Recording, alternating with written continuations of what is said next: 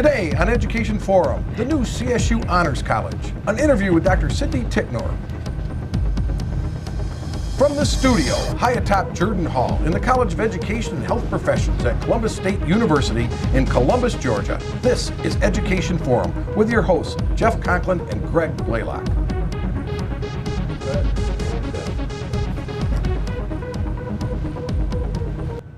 Hi, welcome to Education Forum. I'm Jeff Conklin, here with my co-host, Greg Blaylock. Good morning, Greg. Good morning, Jeff. How you doing? Doing well. How about yourself? I'm all right, thanks. Good. And today we have a very special guest, a professor of mathematics and the new interim dean of the Honors College here at Columbus State University, Dr. Sydney Tickner. Nice to have you on, Sydney. Thanks for having me. Well, thanks. We might as well get started now. We've got you, and I know your time's valuable and things like that. So, first off, how long have you been at CSU? Oh, I came here in 2003. Okay. And, as a professor of mathematics? Yeah, mathematics education, assistant professor. Okay. And so I was hired basically to liaison between the mathematics department and mathematics education in the College of Education. Oh, okay. Right, and so that allowed us to bridge between the College of Science then and the College of Education, and basically my job was to help promote the secondary math program that prepared mathematics teachers and also provide math courses for early childhood education majors. Okay, and which we're still doing. Absolutely. Yeah, the numbers aren't huge, but they're still there. They're still there, Yeah. and we actually have the U-Teach program going on Yes, that we're pretty we do. proud of. Yes, Yeah. yes. That's a big deal. That It is. is, and I think we got that grant because of the strong relationship we have between the two departments, along with the sciences. Great, great.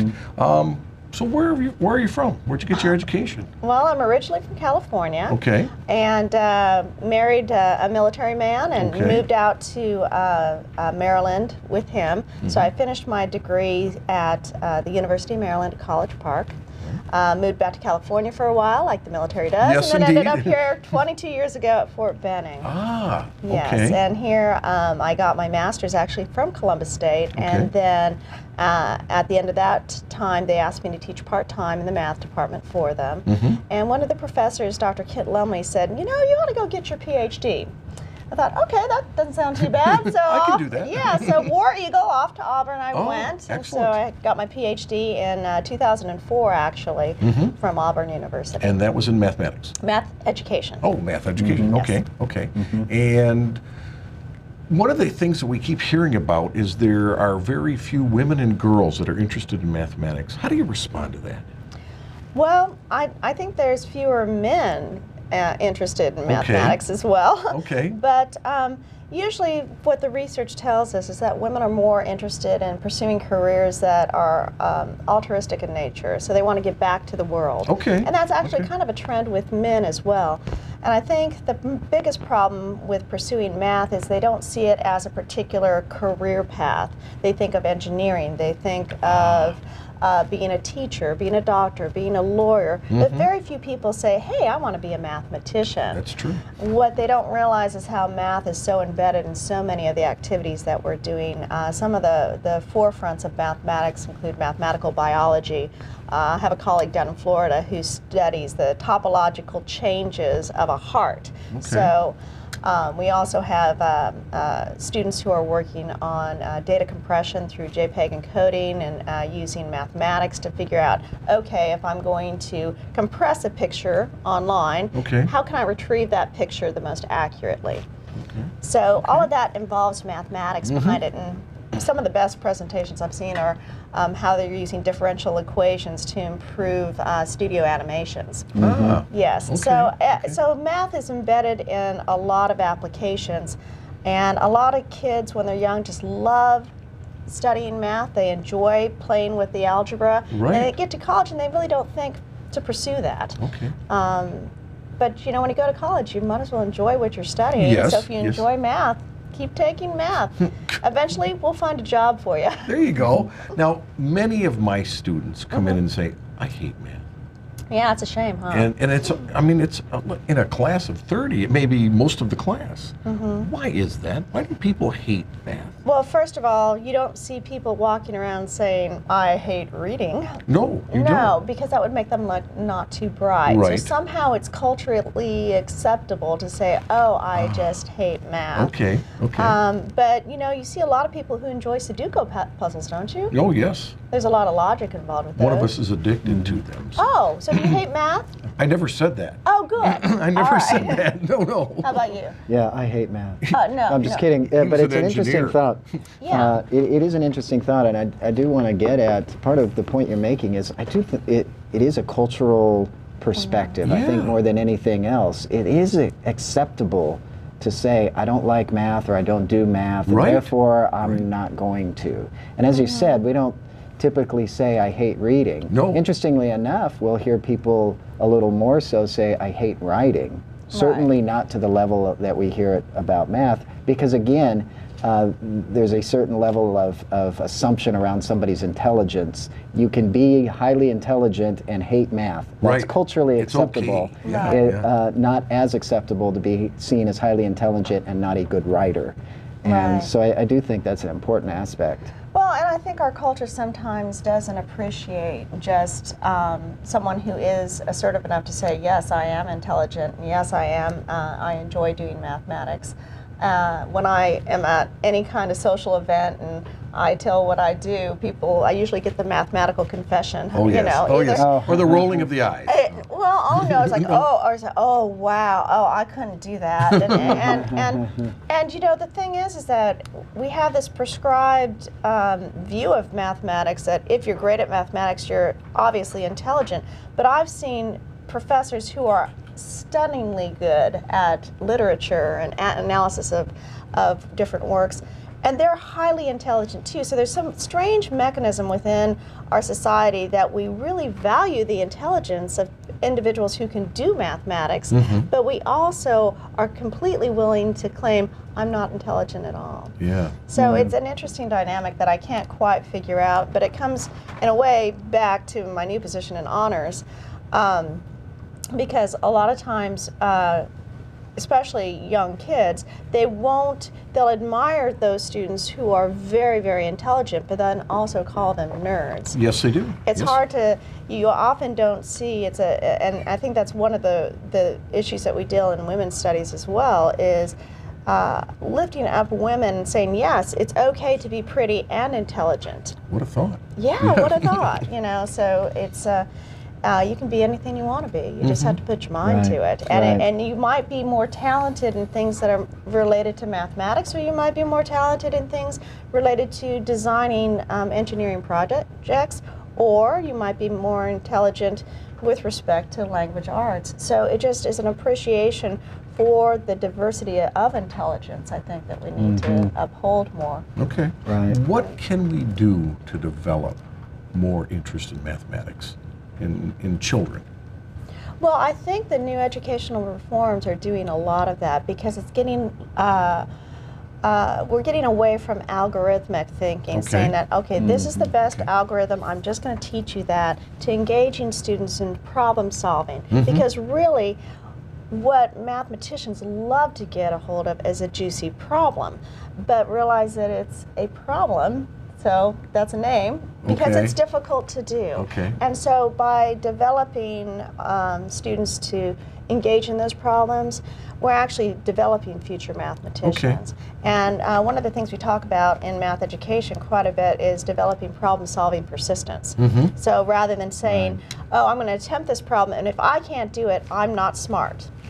No. That's an issue, yeah. It's a huge issue. Yeah. You need to be able to persist and not only challenge yourself to continue to work on a problem, which we want in industry, certainly, but as we continue to challenge ourselves and develop the confidence that if I work hard enough and if I work long enough, I'm going to get a solution. Okay. And that's a real important disposition that we do focus on with kids in schools, more so than we ever have, I think, is that disposition of staying engaged with a problem. You know, in the field of gifted education, for example, we have a large segment of our kids who are gifted and talented and receiving gifted and talented services who are never really challenged and never learn that whole disposition about related to staying engaged in something that's really hard. And what we've seen is a lot of these kiddos then go into college, are challenged for the first time, and then they struggle in college because they've never really practiced and developed that disposition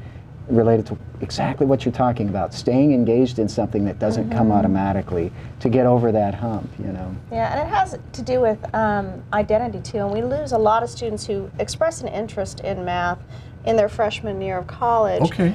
But as they get challenged for the first time and all of a sudden they can't solve it, all of a sudden their mathematical identity is, ooh, I'm not good anymore because I can't solve it easily. Okay. And so unless we can develop that persistence early, we're not going to be able to get them to progress through the mathematics that we want them to. I mean, part of it is skill training, but a lot more of it is persistence and development of logic as you go up through the ranks of mathematics. And that it's okay not to be able to do it right away, and that you know, we can keep working on it, and maybe we'll get there. But and you know, that's true for almost all academic fields. yes, it is. Yes.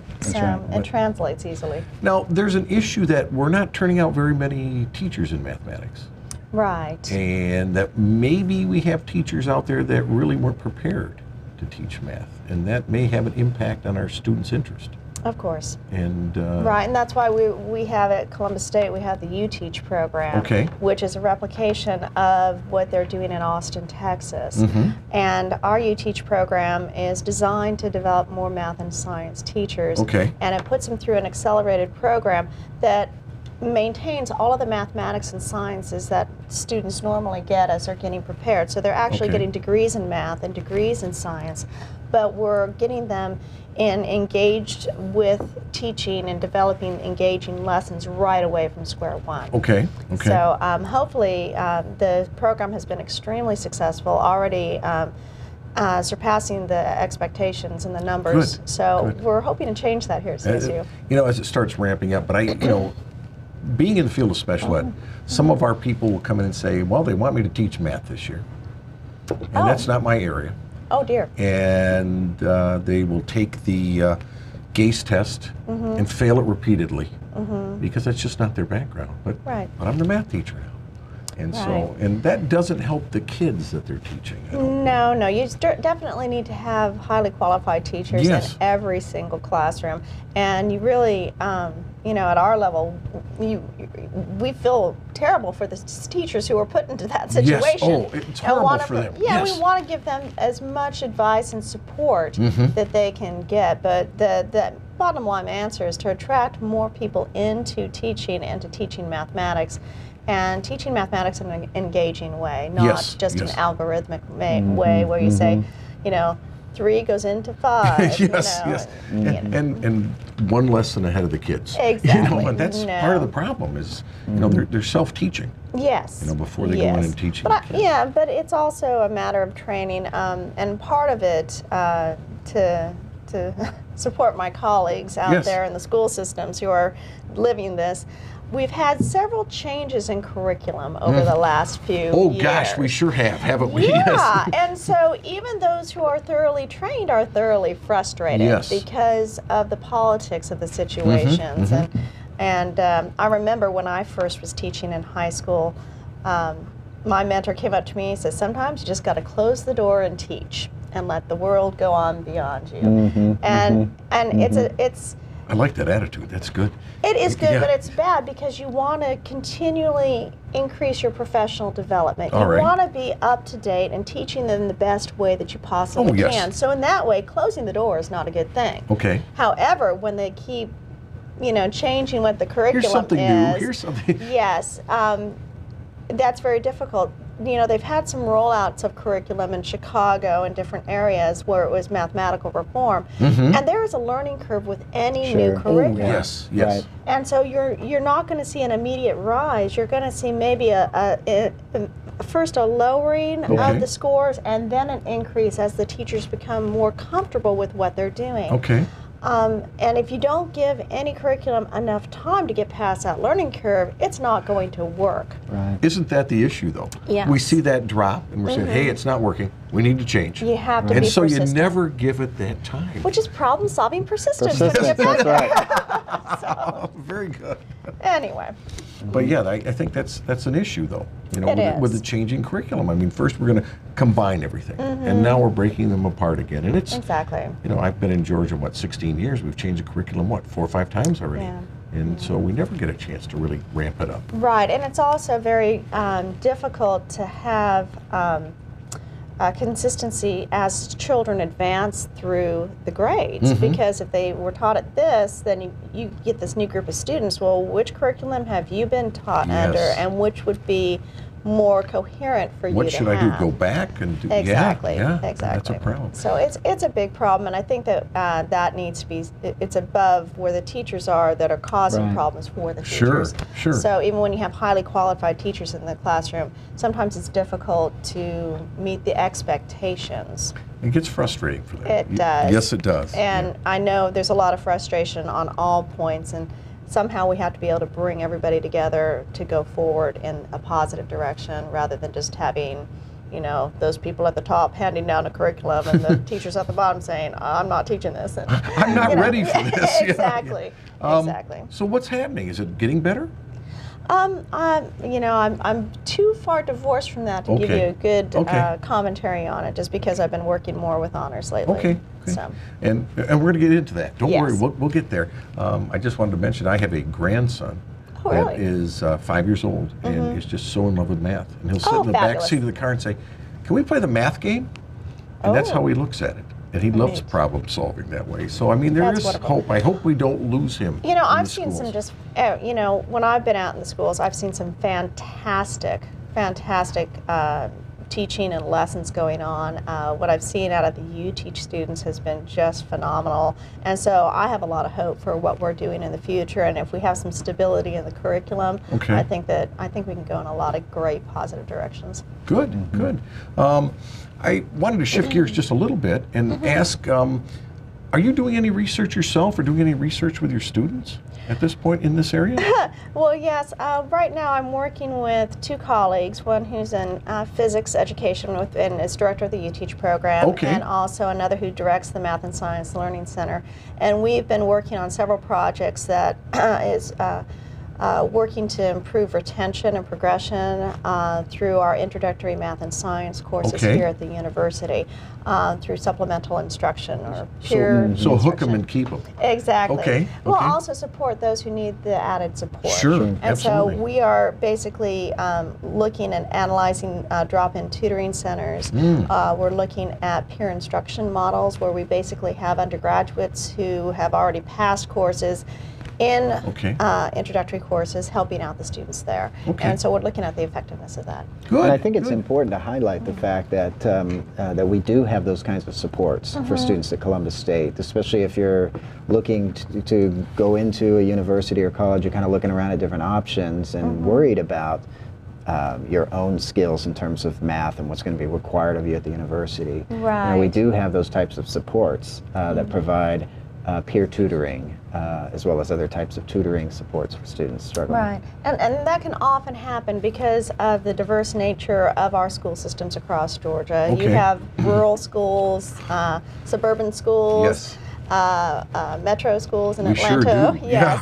And so you'll have different types of preparation as the students come out. And so we want to help all spectrums here at Columbus State. And Okay. so we're trying to help those who need just a little bit extra support, and those who come into it and realize, whoa, I didn't have the training that I thought I had, and so I need a little bit of extra help to get through it, to Okay. retrain. Or one of the things that we often see is with the acceleration of mathematics in the high schools. Okay. We might have a student, especially with block scheduling, who hasn't had math for over a year, and now they're in their introductory algebra good point. class. Whoops. Yeah, and it's just a matter of, wow, I don't remember that. Got to Yes. pull it back. Yeah. So, That's okay, so, a you good know, I can point. throw an algebra problem at you and see how you guys did right now. Yeah. You can imagine their situation. Right. So- Yeah, I do real well, but Jeff would struggle, I'm Oh. sure. Jeff would struggle, no question about it. Well, I But think you this would is. be persistent. I hope right. so. Yes. Yeah. I think this is a good point to take a break, and I'd just like to remind you that you're watching Education Forum.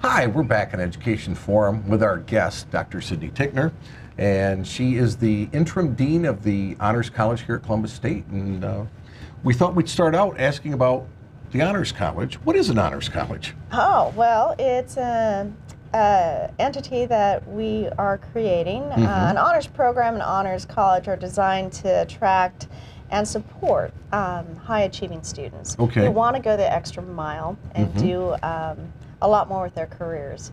And if you think about it, we were talking a little bit before about how it's important to support students who might be a little bit behind mathematically, you know, give them the extra support. But what we don't think is about the other end of the spectrum. Okay. Right. What if we Okay. have students who are very high achieving and they have some really interesting projects that they want to get Okay. involved with, Okay. and they want to develop and they want to write papers and they want to present at conferences?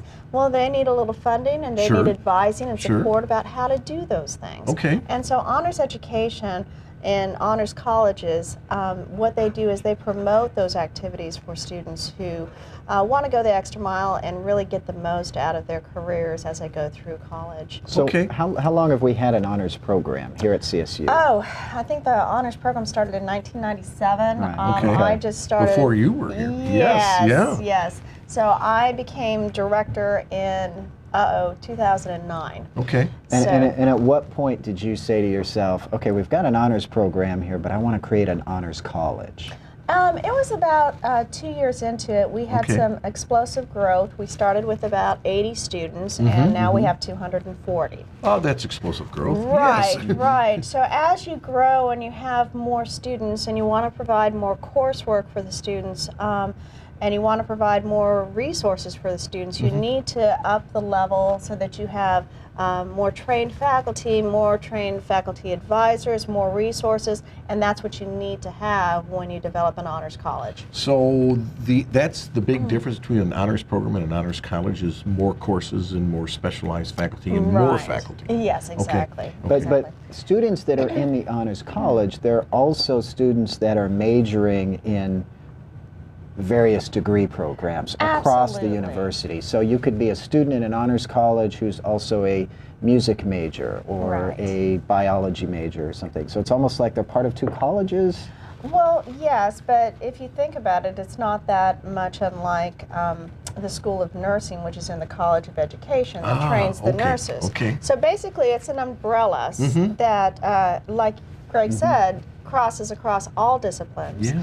And it brings together students who are just outstanding in their fields, and it puts them together to appreciate what the other students are doing, but also to have that challenge to push them a little bit forward and up Okay. on what they're doing in all of their activities. It's a little bit different than what most people perceive as honors classes in high school. Okay. And what's the difference there? Well, honors classes in high school, basically increase the amount of material in the curriculum quite often. Unfortunately, some people just give extra homework so they have to do all the problems in the math. Yes, yes. Exactly, which is not necessarily what we want in honors education. No. What we have seen with students who are high achieving is that they need a little bit less structure in a classroom to excel, so that they can actually employ not only the skills that they've developed, but also some creativity. So what we try to do is provide engaging activities for students that allow them to use their well-developed skills and their motivation that they already have to do things that go beyond the scope of what a normal classroom can do. So, as an example, last semester we had an honors archaeology class, and the professor said, okay, let me spend the first 2/3 of the class in the classroom doing the standard curriculum, but let's take them, and the last third, let's take them out into a field and show them what an archeological dig is. Neat. Yes. Yeah. And so we try to keep the classes smaller in size. 18 is our limit. Okay. Okay. So that we can do those engaging activities. For me, I'm teaching an honors statistics class right now. Okay. And the fun of that is making it inquiry-based. So I can bring in really rich, juicy problems, hand them to the students, and let them go to town. And say, what do you think? Where should we go? Okay. Yes, and a lot of students who are not as mathematically prepared or are not as persistent in pursuing problems would be very intimidated by that. Oh, sure. But you're not telling me what to do. Yes, exactly. And when I teach regular statistics, I give them a rubric. I say, this is the deadline for the project. Yes. And for the honors students, I'm going to say, let's go with this for a little while and see where it takes us. And they have a lot of faith in me, and I have a lot of faith in them. So it's a real engaging environment. It is. So. And many of them probably are not expecting or used to that, are they? Being allowed to do that. No. Yeah. And so what's nice about our curriculum here at CSU's Honors College is we have two things that we emphasize.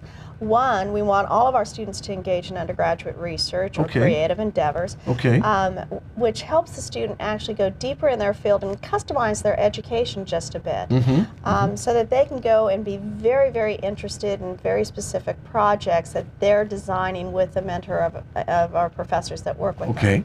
But the other one is interdisciplinary in nature. We want our students to make sure that they are exposed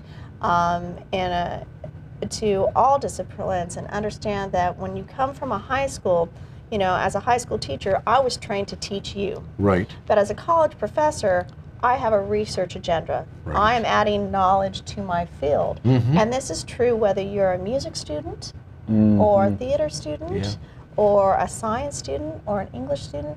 All of the professors you're learning from are adding knowledge to the field. And we want all of our students to not only attempt to add knowledge to the field through undergraduate research, but also have an appreciation for everybody's research across the field.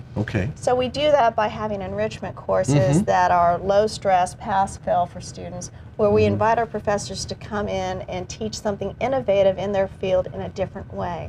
So, for example, one of our English professors this semester is teaching a poetry jam. Yes, where students are creating their own poetry and performing it. Wonderful. Yes, and we've had our music professor who's taught Renaissance and Baroque dancing. Yeah, really cool. You know, like you see Romeo and Juliet, that kind of thing. We had a physicist who taught Mythbusters. Oh, that'd be fun. Oh, yes. They blew up all kinds of things. I bet they did. Yes, they did. It was interesting. All under controlled circumstances. Of course. There was nothing to worry about. No one's going to be injured. No. Well, no, they had goggles and stuff. So just fun ways to convey, this is an area of interest that you know, this is a thing that I love to teach. Sure. And for honor students, they love to learn. Right. Yeah. Yes. Sure. So, and it's based in real world problems. Thinking about how theory really affects the real world and operates in that way. Right. So we design that curriculum, and then we, the Honors College also provides financial support so that students, once they've done these great projects, that they can actually go to national conferences. In fact, next month I'll be taking 2 to the National Council of Undergraduate Research. Okay. One who's a music Wonderful. student, Beautiful. and another That's one great. who's doing a geology major. That gives them a great opportunity to get out there and present. And It win really does. awards. Yeah, So, yeah, so, yeah. so if I'm a high school student and I'm looking around at different universities or colleges, and I'm thinking about whether I might want to pursue an honors college as a part of my university career, what are some things I want to ask myself or think about as a high school student in making that evaluation? Well, typically they ask, where's the scholarship money? Of course, Okay. of course. And of course, we do offer scholarships, and most institutions do offer scholarships. But they also need to think about, in my opinion, how is any program in college going to add value to my education?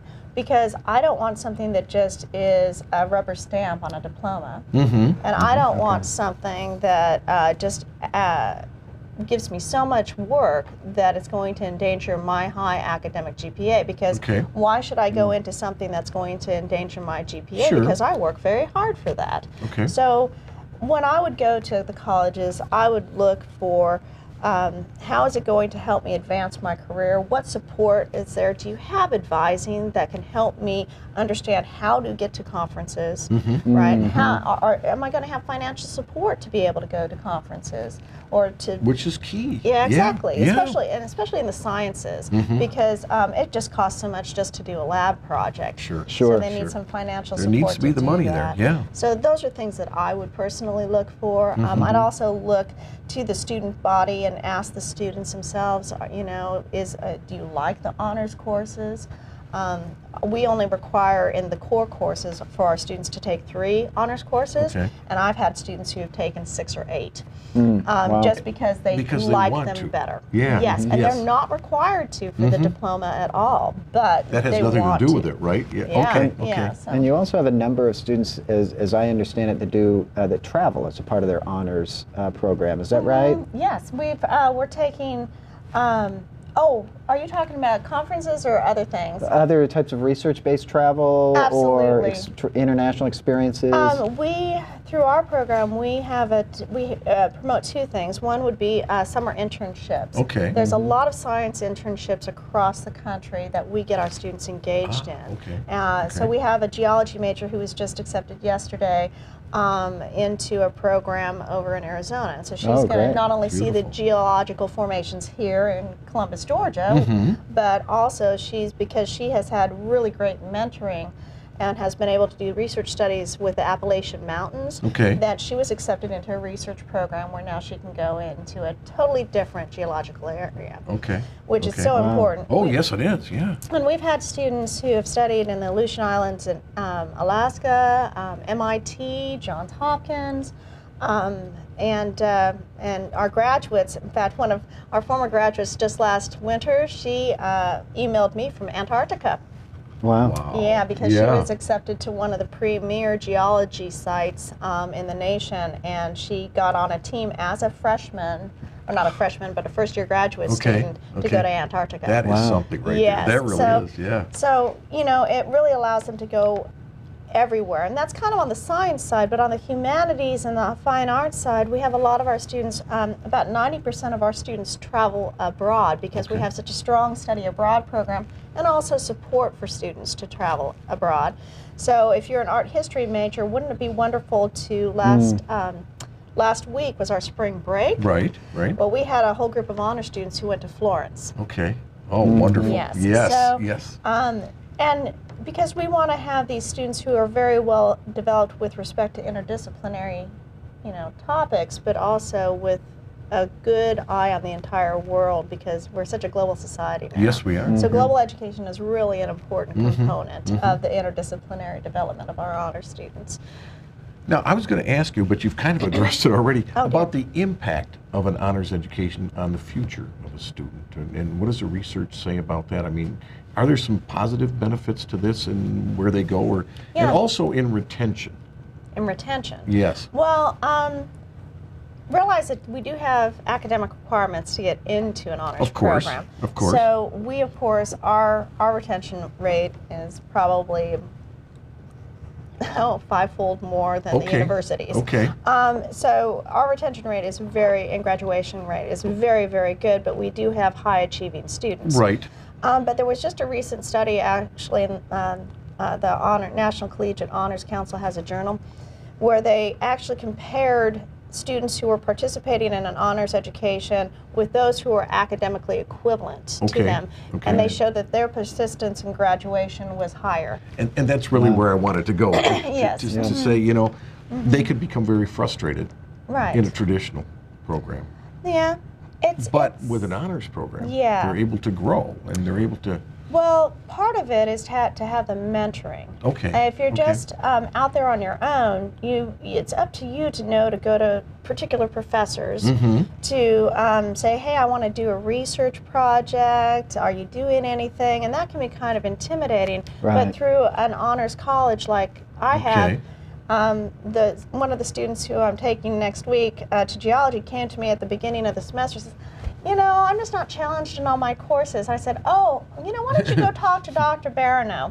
And I got on the phone while he was on his way over to Dr. Barano's office, and I said, hey, Dr. Barano, I have a student who says he's bored. Do you have any rocks for him to crunch? And he said, I gotcha. And he went ahead and took care of him, and he developed a paper that got accepted to a national conference. Wonderful. Wow. So it's having those connections that help you, and it's to keep you challenged, but to also know how to navigate the system. And so if you have an infrastructure that can help you do that for somebody who just wants to go beyond, that's what you need. Makes it that much easier. That is a big piece in terms of helping a student be more savvy with using university resources and understanding how to operate, especially if they're looking at graduate school.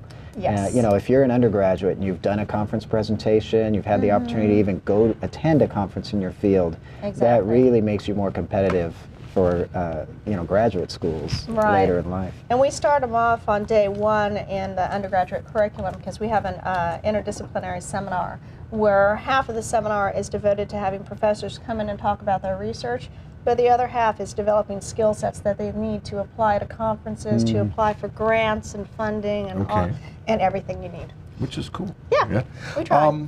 Where do you see the future of the Honors College? Where do you see it going? Well, our goal is definitely to have 5% of our population here at CSU. By recruiting more or taking it from the bottom? Oh, no. By recruiting more. All right. 5%, where's that number? It must come from something. Yeah, that's the national recommendation for the size of an honors program. We're about 3% right now, and we'd like to see us at 5%. So that's very manageable, you know, because we have been growing so quickly. When you get 5%, that's going to mean more faculty then. It'll be a much larger program. So what do you anticipate there? Or don't you have numbers of how many faculty we Yes. have? I mean, I'm just interested in how big a... Well, you know, it depends if we get the funding. So as long as we have, you know, we at Columbus State, we have a great relationship with our community. We do. And some the Tower Society, which is one of our main donors for the Honors College, has been phenomenally supportive with scholarships and funding to help out the students get to where they want to go. So, so actually, they are one of the big reasons we were able to create the college in the first place. Great. Well, and you're driving it too. Yeah. Because you've been working on it for a long time. Well, me and a lot of people who have been on the committee. So it's not just me. Not just you. Right. So we have a Faculty Senate subcommittee, an honors education committee, and they've been working very hard to develop the curriculum and ideas for how we're moving forward. Well, that was wonderful. I learned a lot about the Honors College. And we've run out of time. So I would just like to say thank you to my guest, Dr. Sydney Tickner, who is the Interim Dean of the Honors College here at Columbus State University. And I would also like to thank you for watching Education Forum. I'm Jeff Conklin.